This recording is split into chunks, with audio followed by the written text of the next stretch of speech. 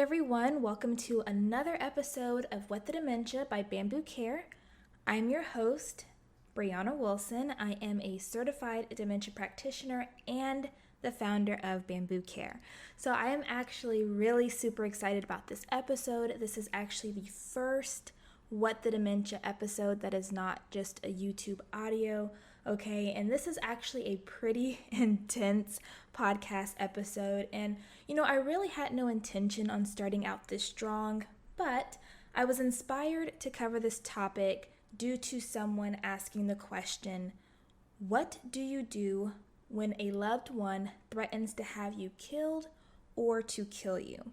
And so I thought this was a really important topic to discuss, and I thought maybe it's a good time to just go ahead, cover the topic while it was on my head and my heart to do so, okay? So on today's episode, we will be talking about aggression, hallucinations, and delusions, how it can impact caregivers, what you should know, and what you can do. I will also be sharing a news article for us to dissect a little bit, okay? So this should be I don't want to say like a fun episode. I say fun because I'm excited about it, but like an informative, fun type of video, okay?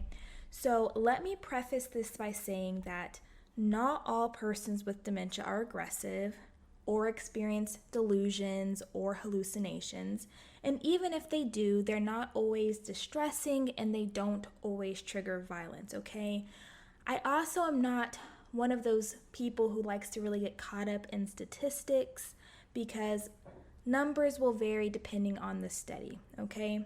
But one study did find that 24% of persons with dementia experienced hallucinations, 44 experienced delusions, and another study found that 18 to 35% of persons with dementia exhibited aggressive behaviors. So if you're into statistics, there you have it.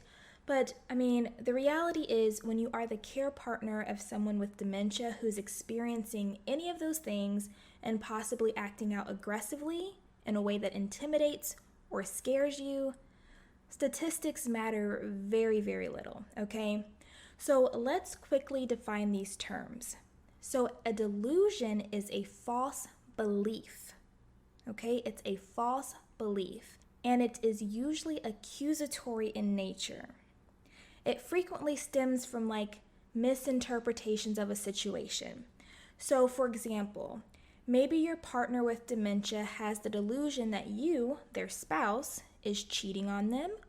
Or maybe your mother-in-law with dementia has the delusion that you are trying to poison her. Or maybe your dad with dementia has the delusion that you are stealing or throwing away his possessions. So delusions, not surprisingly, can actually lead to anxiety, suspicion, and paranoia. Hallucinations, on the other hand, are false sensory experiences. So delusions, false beliefs; hallucinations, false sensory experiences that can involve one or more of the senses. So seeing, hearing, smell, taste, touch. So for example, maybe your partner with dementia may see children playing under the table, or your grandma with dementia may hear someone who's not present and talking to her. Or your mom with dementia may smell something burning when there's nothing burning. Or your sister with dementia may feel someone touching her shoulder when no one's next to her, okay? So that's important to know. These hallucinations are these false sensory experiences where they really do feel real. So even though you as their partner might not be able to see, hear, feel, smell any of these things, for them it is very, very real, okay? Now, hallucinations should not be confused with illusions, which are misinterpreting objects that are actually physically there. So, for example, maybe seeing a coat rack in the corner as a person, or seeing a cord on the floor as a snake, or maybe something like a black rug as a black hole, okay? So hallucinations are experiencing things through your senses that are not physically there, and illusions are misinterpreting real physical objects for something else, okay? Then we have aggression. And aggression can include verbal abuse, verbal threats, hitting, spitting, damaging property, or any type of physical violence towards someone else. Now, when it comes to the behavior of aggression, what I really want you guys to know and understand is that it's largely communicative in nature, meaning that it's usually the person's way of expressing how they feel about something. And this is going to be very, very important to remember, okay? So behavior equals communication, including aggressive behaviors. So let's talk about some of the things that can trigger hallucinations, delusions, or aggression, okay? And there's so many, but let's just talk about a few. So for one, social isolation, feelings of loss of control. I mean, most of us have this innate need for autonomy, this need to be able to make our own decisions, and that's not usually something that just goes away, okay? Disruption in routine, including changing of caregivers, which sometimes people overlook. Sensory overload, and this can be both visual and auditory. So, for example, visual clutter can be overstimulating for people, and too much auditory stimulation. So if it's too loud, if there's too many different variety of noise sources. So for example, if the TV's playing, somebody's clanking around in the kitchen, somebody's talking to them, some other noise is going on because maybe your toddler's playing a video game in the corner, that can be overstimulating just as it can be for the rest of us, you know. Think of how many times maybe you're sitting in a restaurant and it's just so loud. There's just too much going on. And sometimes it can give you a headache. It can make you kind of irritable. You don't want to talk to the person next to you because there's too much going on, okay? Fatigue, low lighting, especially because it can create shadows that can make one thing look like something else, okay? Changes in vision or hearing, which could cause misinterpretation of sensory information. Physical illness or discomfort like infection, pain, constipation, medication side effects, physical changes in the brain, because remember with dementia, the brain cells are dying, so the brain is slowly dying, and with that cell death can cause some of these behaviors as well, but it's not always the case, okay? Psychiatric illness concurrent with dementia, dehydration, malnutrition, and this is something I really want you to keep in mind, this next one, triggering of past traumas. So you have to be mindful that not all people are going to be forthcoming about traumatic past, even before dementia. A lot of people don't like to talk about some of the things that have happened to them. So you may not even know that your partner has had something in their life that was maybe traumatic for them, and that something in their environment or even you, or maybe a memory that they're having could be triggering these behaviors, okay? So now we're going to get into the article that I mentioned in the beginning, okay? And as I'm reading through this article, I really want you to take note of anything that may stand out to you. Now keep in mind, this did not happen in the United States, and this is not something that happened this year or even last, okay? But I really do think that this particular article really highlights some important things that we should keep in consideration. So this article is about an 82-year-old man who murdered his wife and then forgot that he killed her. The man's name was Alfred. He developed dementia after having 2 strokes. The illness made him increasingly aggressive. His wife, Lydia, died on August 27, 2016, after her husband hit her to the floor and strangled her with a rope in the living room of their flat in Germany. The couple had been married for almost 60 years. Alfred's dementia had caused him to wake up during the night, get dressed, and decide to go to the hairdressers or just for a drive, which Lydia would stop him from doing. She also did not allow him to work in the garden with head shears, out of worry that something dangerous might happen. But because his wife told him what he was and was not allowed to do, Alfred became irritated, which caused arguments between the couple. And according to Manfred, the son of Alfred and Lydia, it is likely that he wanted to drive on the day that Lydia was killed. And that's kind of where that aggression accumulated. Manfred's father actually told him on one occasion that he didn't want to live like an idiot anymore. And Alfred actually did try to take his own life, not once, but twice. In court, Alfred refused to wear a hearing aid. He was able to remember who he is, when he was born, and what job he had trained to do. But when asked for his father's name, he said, "I will tell you everything, but because of the stroke, I don't know anymore."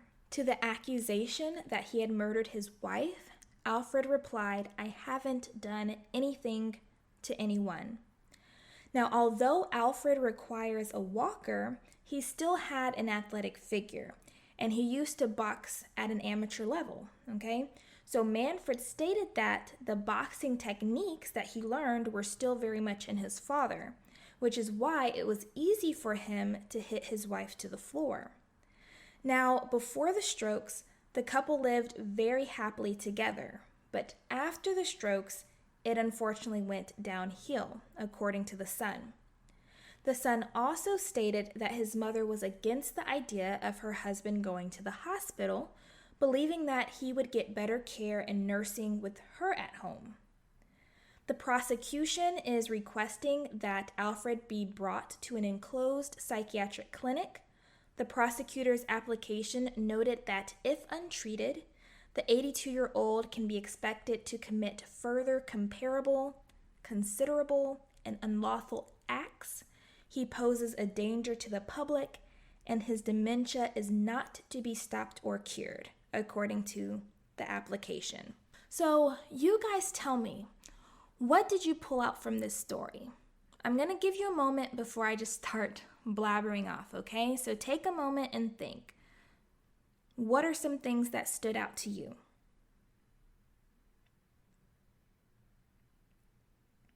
Okay, you ready? So one of the first things that I noticed was that the dementia developed after 2 strokes. So that could very well mean that he had vascular dementia, which is the second most common type of dementia after Alzheimer's, okay? The second thing is there seemed to be this undeniable history of his wife Lydia telling him what he could and could not do, which ended up leading to arguments, and for Alfred, this kind of like overall dissatisfaction with life. I mean, he even tried to commit suicide on 2 occasions, okay? And through this article, we can only see one side of the story, but it's clear that whatever was going on, it was distressing for both of them, both Lydia and Alfred, okay? The third thing is that in court, he actually refused to wear his hearing aid. So it's probably safe to say that he probably went without wearing his hearing aid a lot at home too, which could have made arguments between them even worse because she may have had to naturally shout at him or raise her voice when she was trying to keep him from doing certain things, not because she was yelling at him, but because maybe he couldn't hear her, right? And that could have been irritating for Alfred as well, and maybe he even misinterpreted some of the things that she was saying because he couldn't hear so well, you know? The fourth thing that I noticed is that according to the son, Lydia was against the idea of her husband going to the hospital, which I actually took some time to look up the hospital that the article mentioned, and it is actually one of the largest specialist hospitals for psychiatry, psychotherapy, psychosomatic medicine, and neurology in Germany.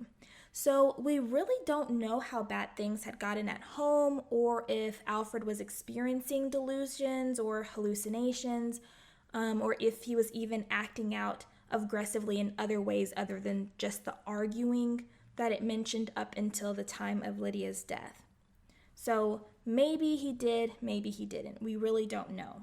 the last thing that I noticed is that there really is a lot of stigma about dementia at the end of the article, where it states that prosecutors' application noted that if untreated, the 82-year-old can be expected to commit further comparable, considerable, and unlawful acts. He poses a danger to the public, and his dementia is not to be stopped or cured, according to the application.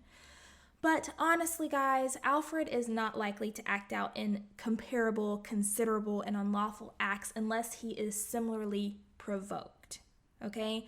Alfred is highly unlikely just this killing machine. There was clear motive to his actions. Now, was it the right action? No, not necessarily.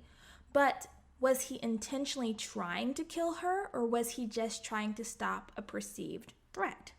We don't know, okay? But as far as posing a danger to the public, no, I really don't think so.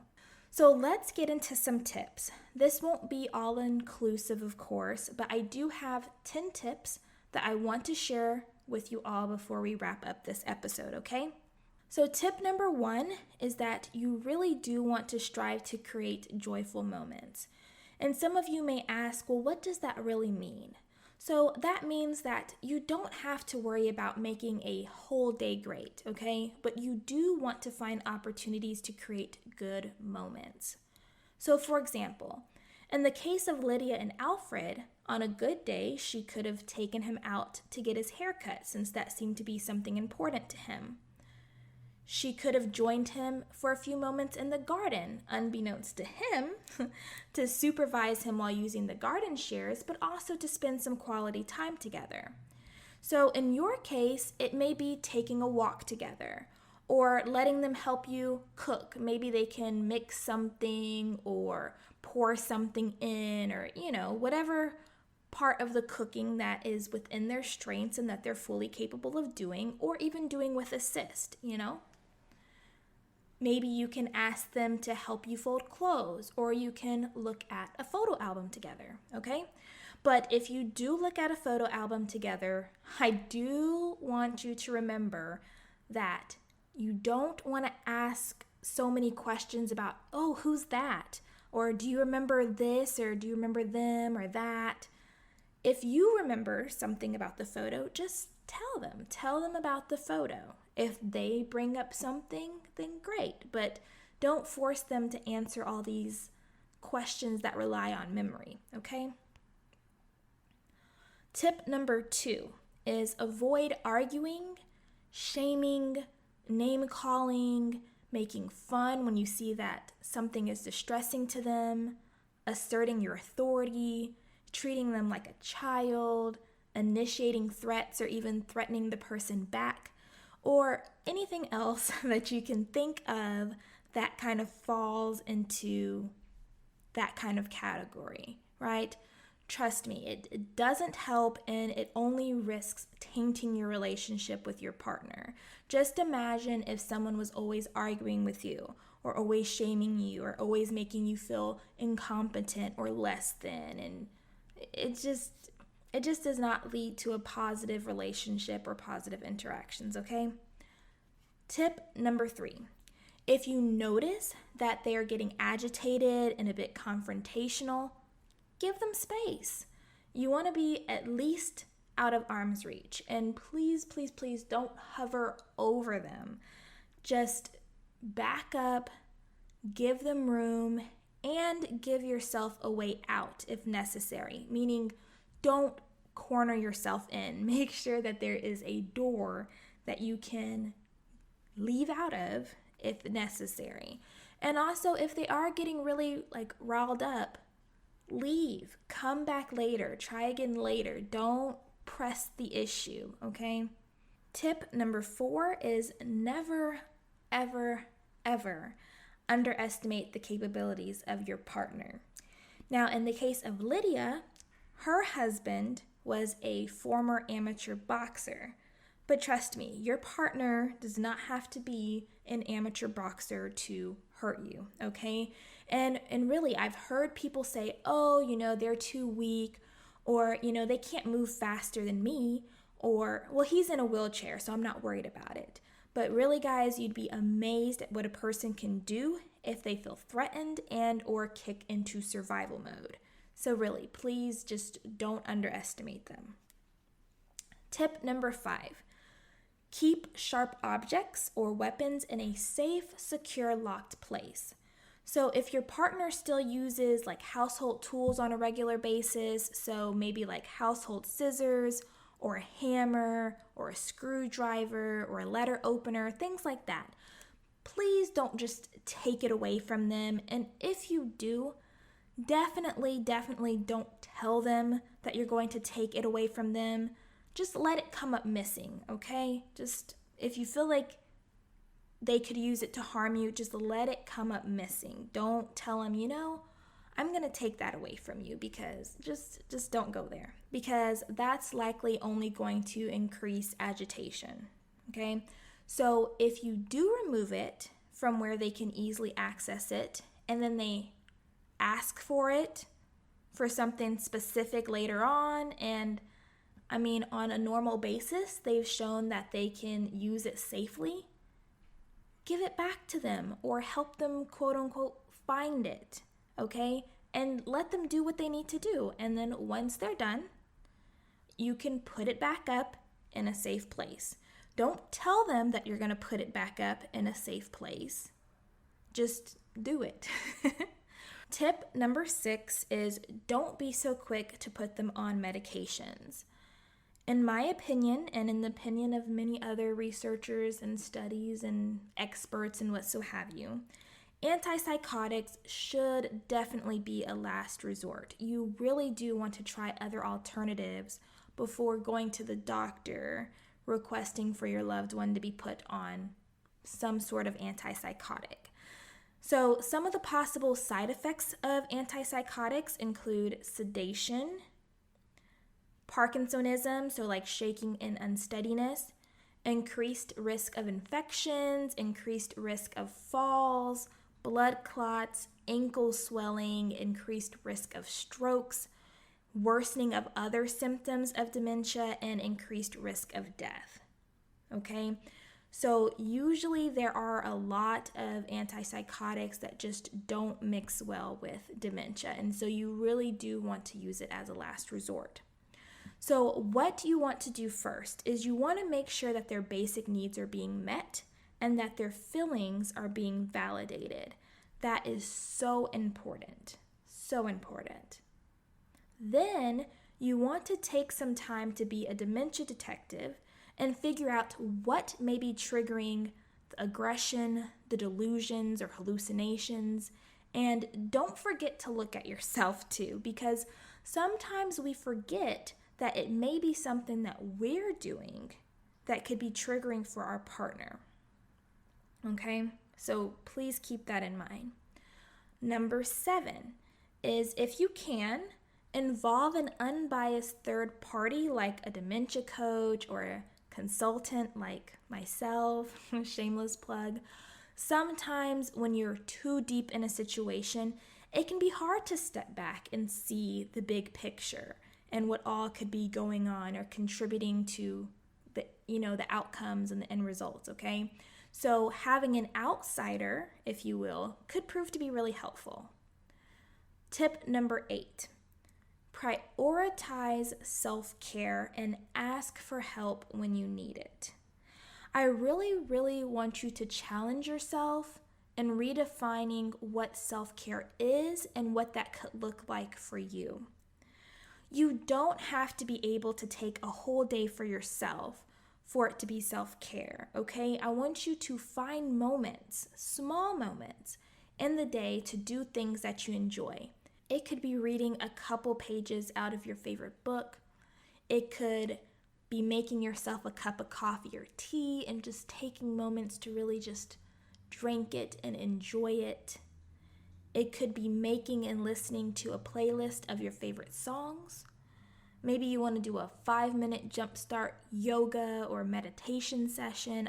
Really get creative and ask yourself every day, what can I do today to show myself a little attention and love? Again, guys, this doesn't have to be extravagant. It just has to be something, okay? Just needs to be something. Tip number 9. If you seriously feel like you're in immediate danger and the behavior is escalating, please just call 911 and get somewhere safe. Don't wait until something happens. Don't think, oh, I can handle this. Don't underestimate your partner. Just call 911, get somewhere safe, okay? Number 10, if you're starting to become overly anxious that your partner may hurt you, or you're losing sleep, or you notice that your health and peace of mind is declining because you're constantly worried about what they may or may not do, please consider taking respite, okay? The behavior honestly could improve with you simply being out of the picture for a few days. And I know sometimes people don't want to admit that because it kind of hurts, it kind of stings, right? But sometimes that's the reality, is sometimes there's just something you're doing that they're not happy with, and you just both need to take a break from one another, okay? So you can do this by asking a friend or a family member. You can reach out to local volunteer programs. You can find a private pay caregiver. You can look into day programs, or you can even check out something like alz.org, so alz.org, and they have this resource that outlines some local respite options and gets you in connection with those. Now, if the behavior persists upon your or their return, whoever's going where, then consider speaking to the doctor about medication options, or maybe even looking into placement options if you feel like it's just too much for you to handle. And this could be permanent, but it could also be temporary until things are better under control, okay? So those are my 10 tips, guys. So 1, create joyful moments. 2, avoid arguing and saying nasty, hateful things, even if they do. 3, give them space and give yourself a way out. Number 4, never, ever, ever underestimate your partner. Number 5, keep sharp objects or weapons in a secure, locked place. 6, don't be so quick to put your partner on medications. Consider alternatives first and become a dementia detective. 7, involve an unbiased third party like a dementia coach or consultant. 8, prioritize self-care. 9, call 911 if in immediate danger.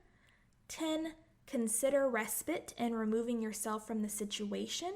And then, if the behavior does not improve, consider medication and placement options if necessary, okay?